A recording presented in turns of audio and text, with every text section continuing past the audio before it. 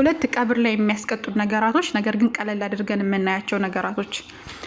مر النبي صلى الله عليه وسلم يالله ملتنا عليه الصلاة والسلام ألفوا بقبرين بهولت قبروش مكاكل فقال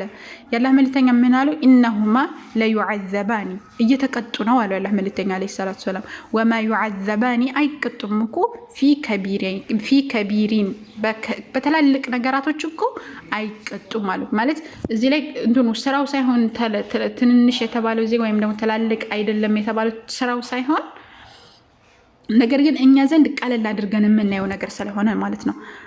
اما احدهما አንዱኮ فكان لا يستتر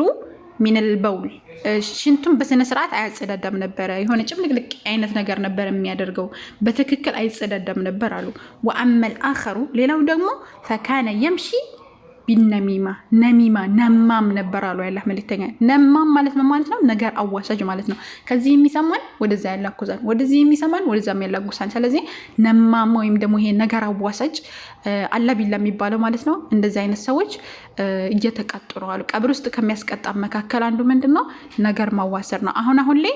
ጓደኛ ከጓደኛ እናት ከአባት አባት ከልጅ በቃ እርስ በርስ እንድጣሉ ብዙ ነገር ይደረጋል ሚዲያ ላይም በተመሳሳይ እንደዚሁ አንዱ ካንዱ ጋር እንድጣላ ብሄር ከብሄር እንድጣላ አንዱ ካንዱ ጋር እንድፋጅ የምታደርጉ እጅግ በጣም ብዙ ሰዎች አላቸው አላህ Subhanahu Wa Ta'ala ካዘነለት ውጭ ማለት ነው ስለዚህ ከእንደዚህ አይነት ነገር ጥንቃቄ ማድረግ አለብን ምክንያቱም ቀብር ውስጥ ራሱ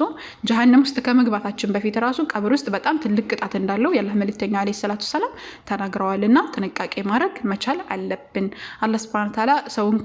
ከማጣላት ነገር ከማዋሰድ ይጠብቀን መጨረሻችንን አላህ ያሳምርልን አላህ ይፈድከው